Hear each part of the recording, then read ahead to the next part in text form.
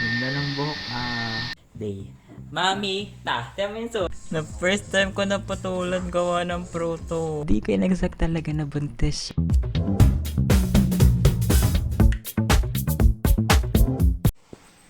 Palaya and fish. Maula ko ng hipon eh. Okay, tupan.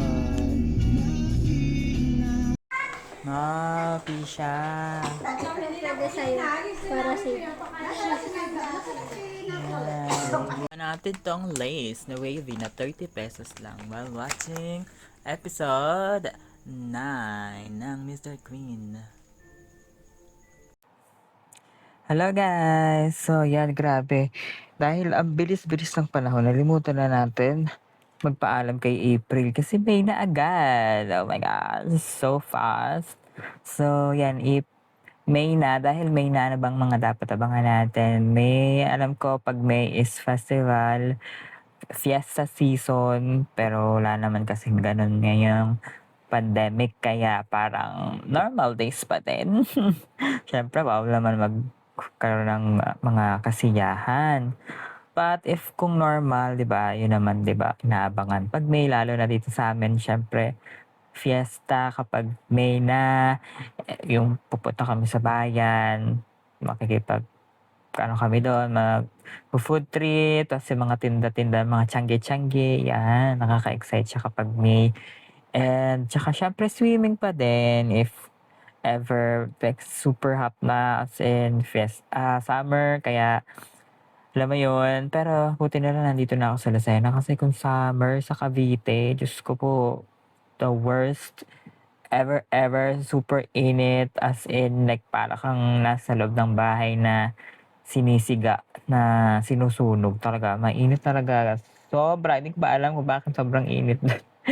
Pero buti na lang dito ako kasi hindi ganon, hindi masyadong ganon kainit. Mainit pa din pero hindi naman super duper. So, and of course, dahil May, syempre, Mother's Day, dadating this, hindi ngayong week, next week pa yata. Kasi di ba every second dito sa Philippines ay second Sunday ng May ang Mother's Day. Kaya yan, dapat nating abangan. And yeah, I think that's all for this May. I'm very excited. Sana more vlogs, more videos to come. So yeah, very excited. That's all for today. See you guys again tomorrow. Bye!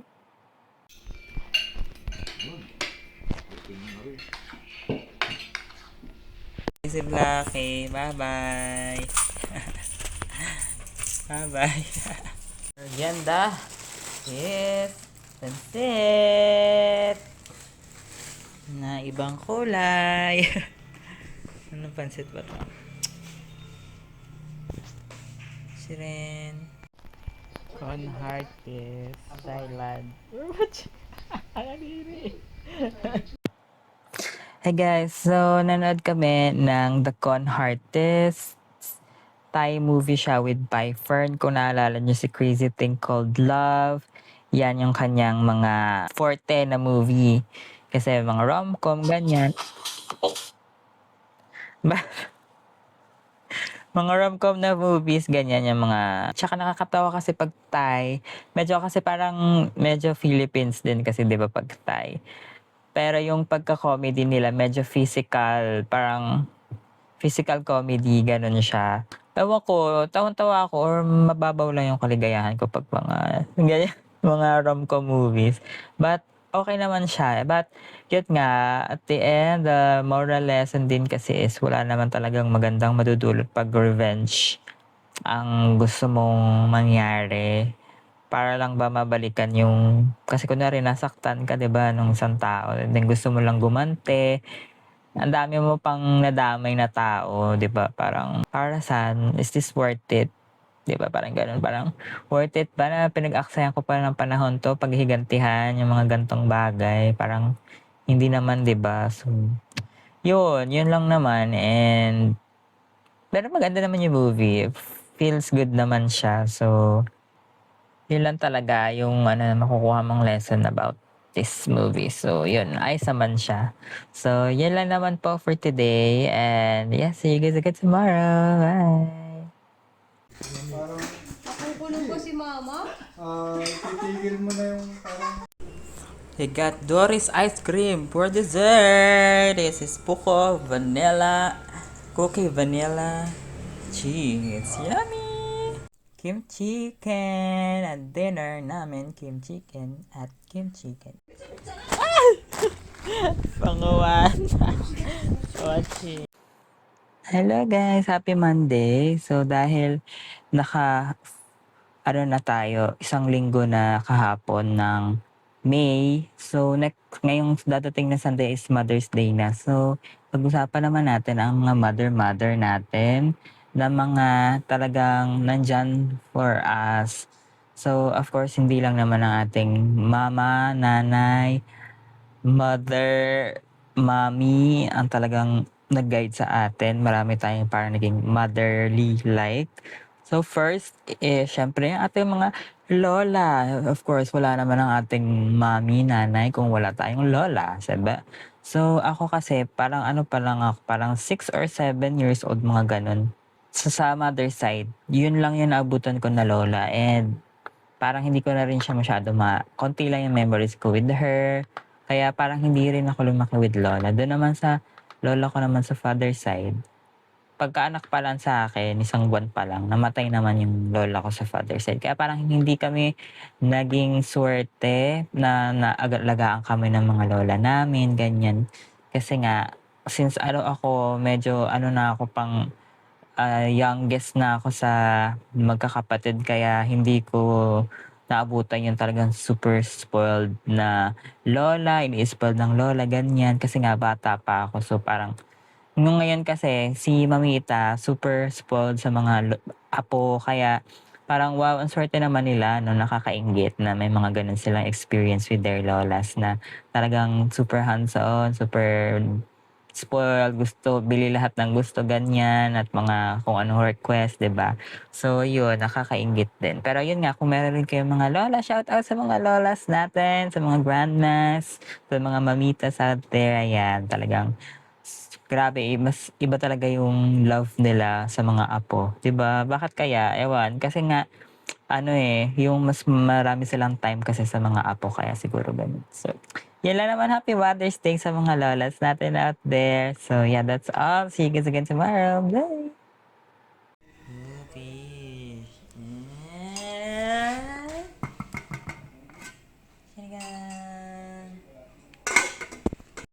Nung linggo, kumain kami ng mangga. Yung mangga na kain ko, may konting-konting hindi ko napansin na may alamang na daplisan lang. Tapos, ayun na, meron na ako. Tingnan nyo naman. Look at my face. Konting-konti lang talaga yun. No? Naglabasan na naman sila. Dito rin sa aking left. Ngayon na lang ulit to. After ilang weeks or months, kakaasar. That's it. And with squid. Yan. Episode 8. Hello guys, kakatapos ko lang magawa ng reaction video about Layat's pregnancy. Oh my gosh, sobrang hindi ko in-expect talaga na buntis siya. So lahat ng reaction ko nandun sa reaction video na yun. Grabe, unexpected kasi nagbe-browse ako sa nag-aantay kasi ako ng 5.5 ng Lazada or ng Shopee kasi bibili ako ng Vice Cosmetics. May bago silang concealer. Tapos may nakita din ako na sponge. And kapag binili ko yung dalawang yun, it will cost 600 pesos. Pero meron silang bundle. May kasama na siyang foundation na powder. And 500 pesos lang. So yun na lang in-order ko. Siguro hindi ko naman magagamit siya. So baka ibigay ko na lang dito sa bahay. Napunta sa work or sa kay Natalie, ganyan. So, baka bigay ko na lang sa kanya. Oh my gosh, I really can't believe Lay is pregnant. I'm so happy. Para akong kamag-anak, para akong close friend. Siguro pag si Sarah Geronimo nabuntis, baka ganito din yung reaction ko. Pero yun nga, ewan ko lang kung paano nila ipopromote yung mga future projects nila since syempre kailangan mag-maternity leave ni Ate Molay. Ayun, hindi ko alam. But anyways, matagal pa naman yun kasi since kakatapos lang ng Little Mix Confetti Era album. So, kakataas lang ng music video. So, medyo matagal pa kasi magre-record pa sila ng music, tsaka gagawa pa ng yun nga lang paano sa music video, no? So siguro matatagalan talaga, baka next year pa. Kasi syempre mga 5 months siguro siya or 6 months pregnant kasi malaki na yung tiyan niya. So baka matagalan talaga mga a year pa bago ulit makagawa sila ng siguro. Or baka naman si Perry and Jade muna, pwede. Dalawa muna sila. Parang sub-unit, may ganun. Anyway, so yun lang. Excited na rin ako sa in-order kong concealer. Maganda kaya? Sana maganda, no? And, yun. That's all for today. I'll see you guys again tomorrow. Bye! The day is May 5, 2020. May 4, 2021. Bye! Fish, Gigi, the ulam.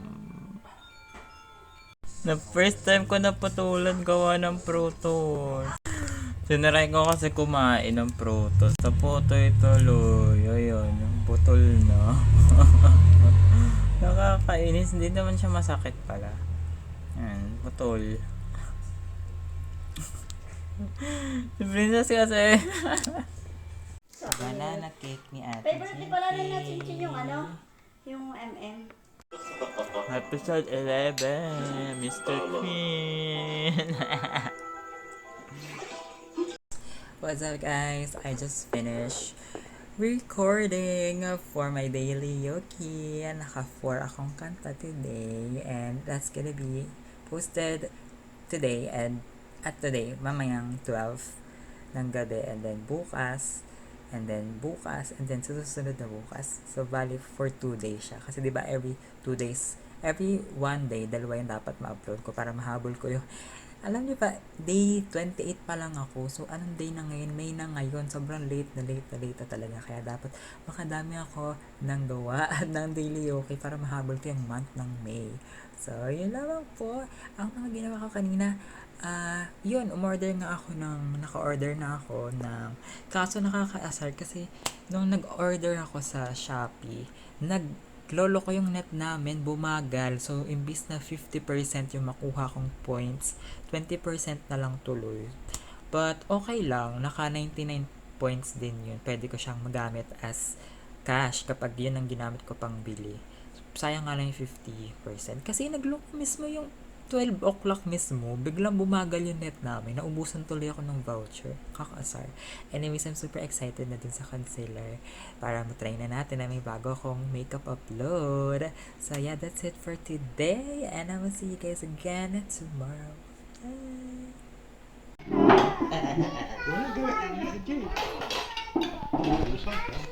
Okay na po yung sugat niya. Wala na. Oh, wala nang bakas ng sugat. Sino naglabas sa'yo? Sino may hawak sa'yo? Si Mita! Dito! Dito! Mukhang shawarma pero ensaladang something. Kain muna kami Cheetos while watching. Hello, ay mabuhay. Kasunod naman natin na shout out naman natin sa mga mother ay ang ating mga teachers. Yan. Siyempre kasi pag nasa school ka na, ang magiging talagang advisor mo is siyempre yung mga teacher mo, siyempre mga karamihan naman is girl, I think, mga teachers. Konti lang yung boy na teacher. And kung boy naman siya, siguro medyo ano siya, girly. So, ayan. So, shout out sa mga teachers ko ng elementary and high school. Mga advisor ko na mabait, especially sa mga favorite ko teacher si Mrs. Elisa, si Ma'am Jala. Yan, yung mga favorite ko naging teachers. Ano advisor? Kasi syempre sila ang mag-guide sa atin habang tayo ay nasa eskwelahan, especially if full day ang school. So, syempre sila talaga ang takbuhan kung may mangyaring something, hindi maganda, sumbungan, lahat, mga mapapa-advisor. Ang tawag doon yung pag napatawag ka sa, advisor ba yun? Yung pag napatawag ka kasi may ginawa kang bad, di ba, ganun. So, talagang sila yung magiging second mom natin. So, yan, magtuturo sa atin ng mga good and bad. So, shout out sa mga teachers natin. Of course, they are very, very second mom talaga pagdating sa school. Kaya, yan, Happy Mother's Day rin sa ating mga teachers. Kahit hindi naman tayo hindi sila yung nag-ano sa atin, nag-anak. Pero syempre, kailangan nila tayong turuan. So, parang motherly rin na love yun. So, yan, Happy Mother's Day sa mga teachers, sa mga advisor na mababait. So, shout out sa inyo lahat. That's all for today. See you guys again tomorrow. Ulam is corned beef and kimchi. Sa Kailan Quezon, ulit tayo makakakain ng sa Quezon lang may budin. Sarap. Episode 40. 얼마나 똑바로 말이니? Hello guys. So ayan, hindi naman ibig sabihin mother ay yung talagang nagluwa lang sa atin. Marami rin naman kasing mga mother katulad nga yan, teacher. And kung medyo ano na tayo, adult na and sa working stage na, medyo adult na tayo sa working stage na, like for example, yung ating mga magiging supervisor, yan, meron talagang iba dyan na talagang super caring, hindi naman lahat. And maswerte ka na kung magkakaroon ka ng super caring, super like talagang parang mother mo na slash ate, ganyan, sa work. So, shout out kay Nainay, of course, my TL. So, ayan, shout out sa Happy Mother's Day. Although kaming mga Junakis mo ay hindi lahat talagang mabait. Kalimitan sakit sa ulo, ayan, yung mga naging ano niya, tao niya or mga nagiging, ano ba tawag doon sa, di ba, supervisor, tapos yung hinahandle ng supervisor, ano ba tawag doon? Nalimutan ko na yung term. Basta yun, kasi syempre, kailangan mo silang i-guide, di ba? Pag hindi pumasok, tatawagan mo. So, alam mo yun, kakamustahin mo, ganyan. So, para talagang mother rin sa work. So, ayan, shout out sa ating mga mababait at mga caring na supervisor. Ayan, talagang sila ang ating mother sa work. Yung iba naman, kahit co-work mo, kahit hindi naman supervisor, pero may mga ganun talaga, mga co-work mo na parang very motherly, di ba, ganyan. Maraming ganun. So, kung makakapit kayo ng mga ganyang person, napakaswerte niya kasi very caring talaga sila. So, yan. Happy Mother's Day sa inyo lahat and see you guys again tomorrow. Bye! Boy, naman. Ano kaya kakainin ko? Yan. Ang daming ulam. Ito niya yung ano eh. Papailoran po dito. Ganda ng buhok Miss Pateti! Din na! Episode 50. Hello, ay mabuhay!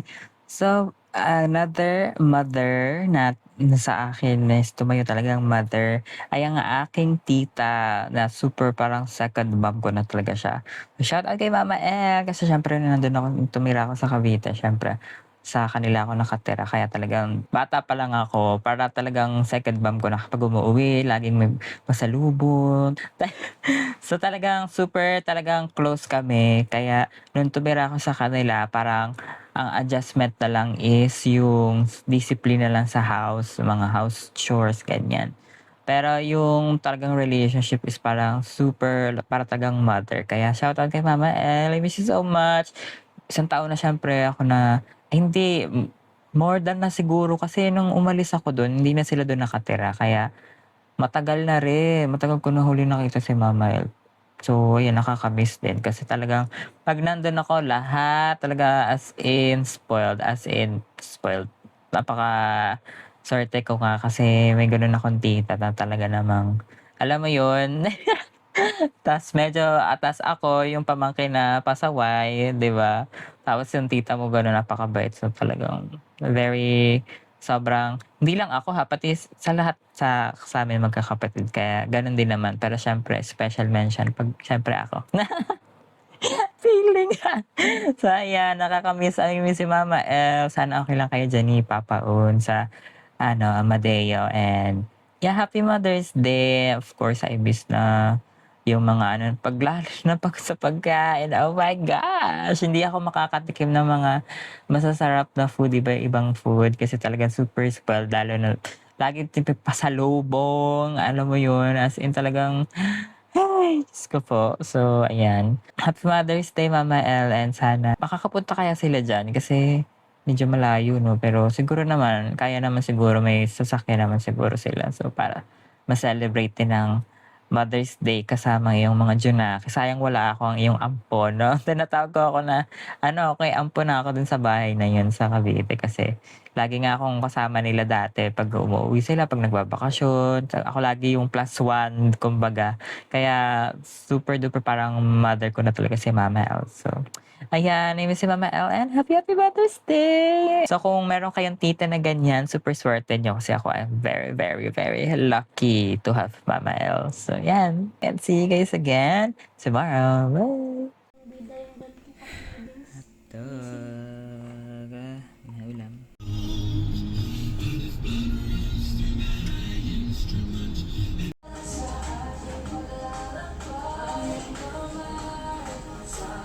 Ito na ang cake ni Mita. At ang kanyang handa. Hulaan mo kung ano yan. Oo, masarap. Ano yan? Oo, sa gusto natin, yung wings. Happy Mother's Day, Bito. Ano ba natin ilagay ito? Nasasabi mo. Yan ang Mamitas Day. Mami, tignan mo yung sulat. Mali. Mami TA. Game. 1, 2. Wala yung price mo. ขวดเยี่ยวกลางดึกพี่เทก็ Hi guys, today is May 9, 2029 ba ngayon? Basta Mother's Day ngayon, Sunday. And dahil late na ako nagising, so wala kami masyadong ganap. Pero every year kasi sineselebrate namin ng Mother's Day together with my in-laws. In-laws, diba? Sister-in-law. Pero ngayon kasi wala kasi nagpunta na sila dito ng isang araw. And may cater kasi sila kay Maynard. So, kaya naman, sabi ko, hindi pwedeng walang ganap.